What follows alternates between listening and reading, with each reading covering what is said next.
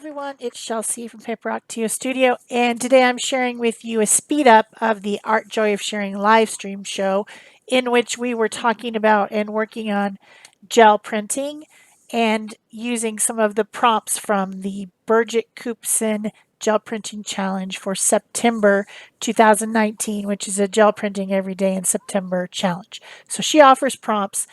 I am doing some of the prompts, not all of them. So this particular video includes prompts 5, 7, and 8.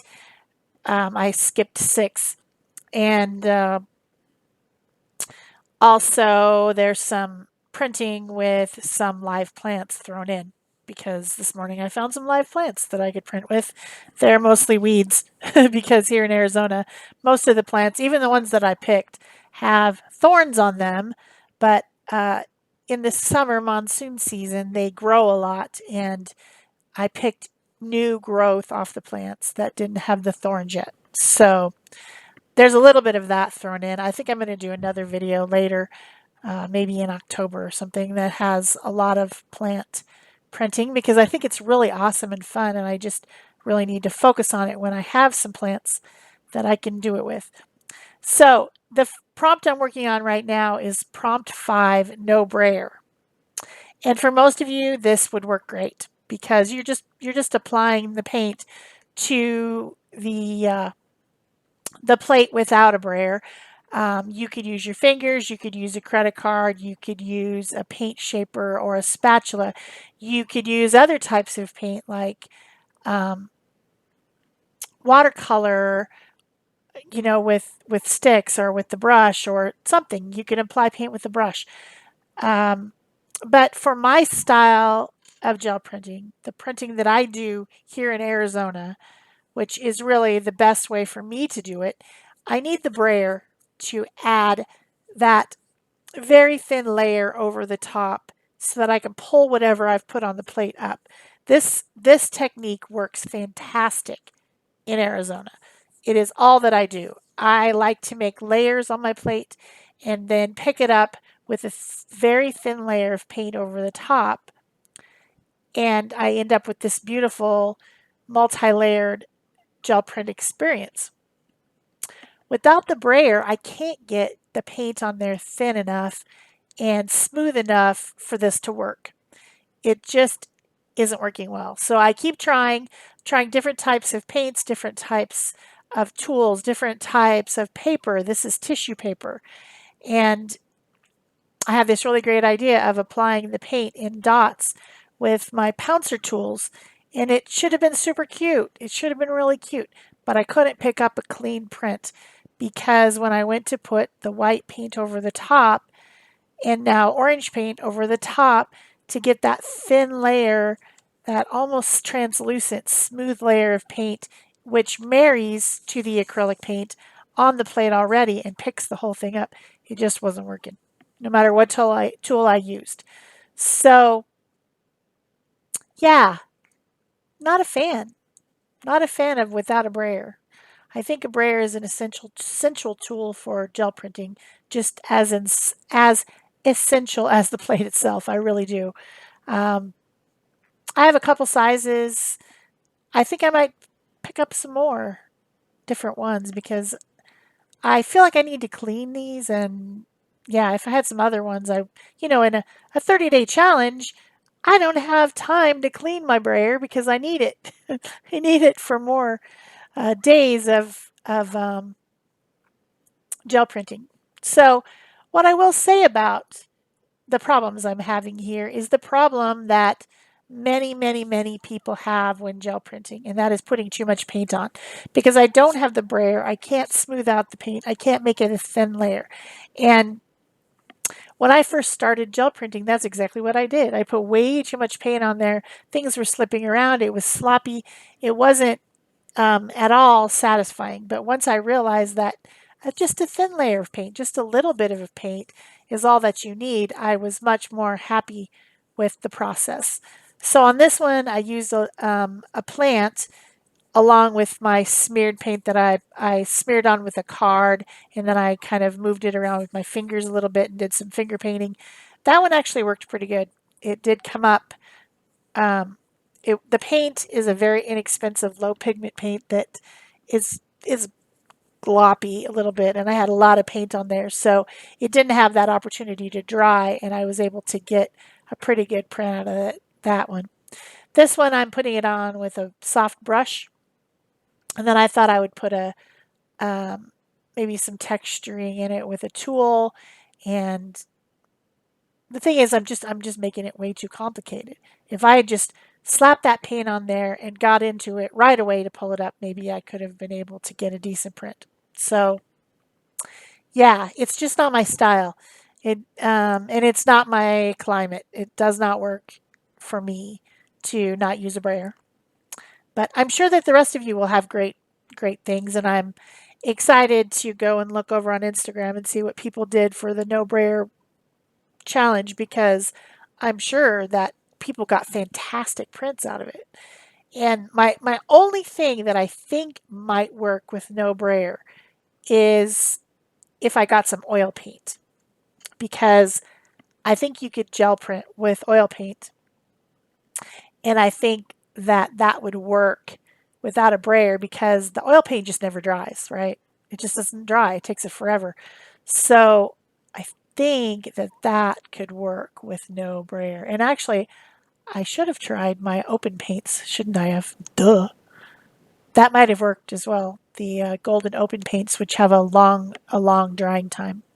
I forgot about them. I was just, on a live stream, you're not thinking as much as you would be otherwise. And um, yeah, they're interesting, grungy prints, but they're not my usual.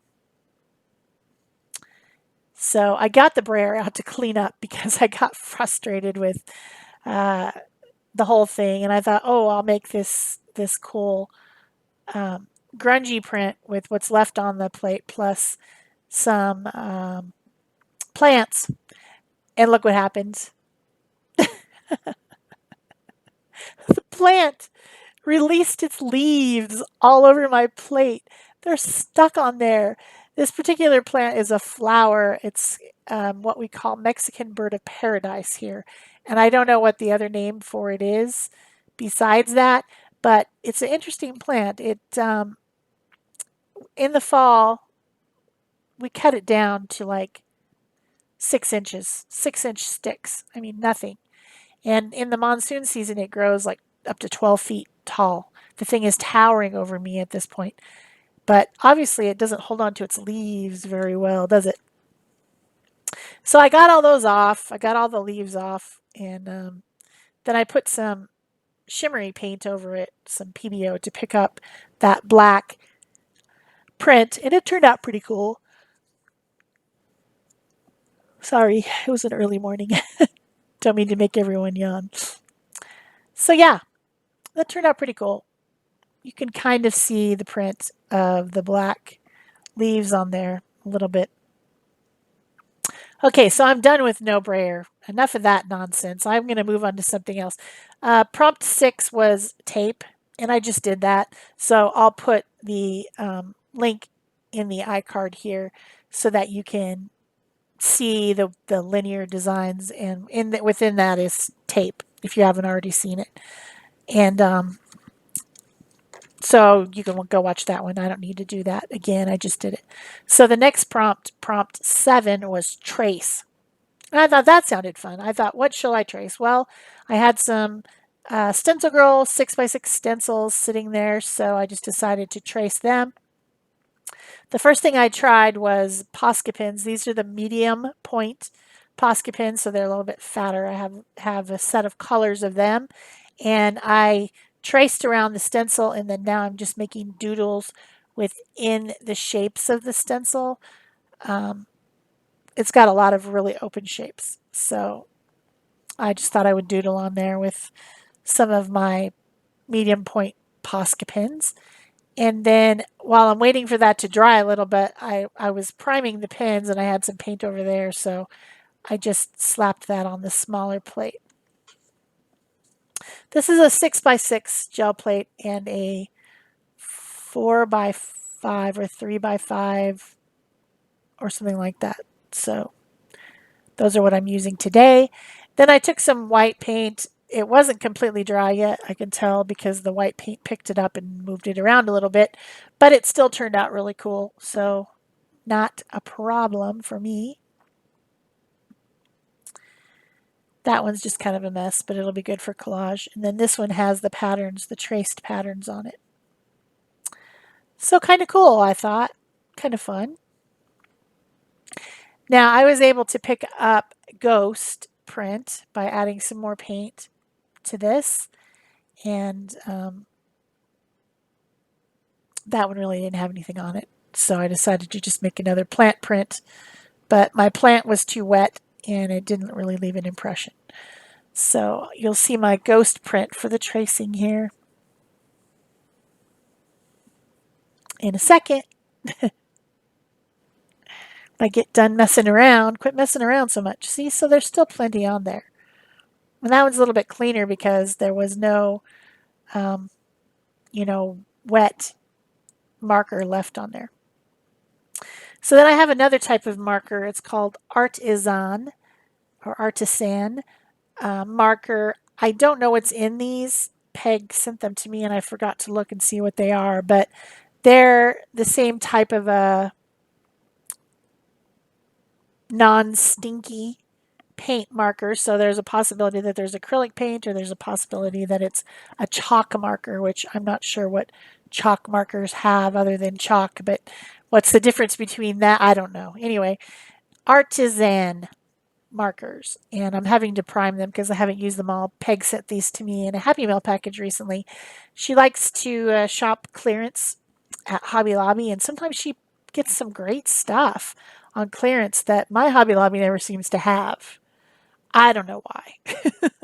Not that I go there that often because it's pretty far away, but yeah, I traced another stencil with some different colors, orange and yellow and pink, a couple different colors of pink of the Artisan. And then while I was waiting, I was seeing if I could pick anything up off that smaller plate, which was, the answer was no. And then I used some light pink paint to pick this up. So that's pretty cool too. It's interesting and different. And I was able to make a ghost out of this one too, using some white, but it's pretty patchy. It doesn't have a whole lot on it. But still interesting, still good for using in my collage and art journaling and tag making and artist trading cards and all those things. That's what I use all this stuff for. I love to have all these painty papers around with different pattern on them. So then I switched markers again. These are made by Marvi Uchida, and they are glitter markers. Just glitter. There's no pigment in them.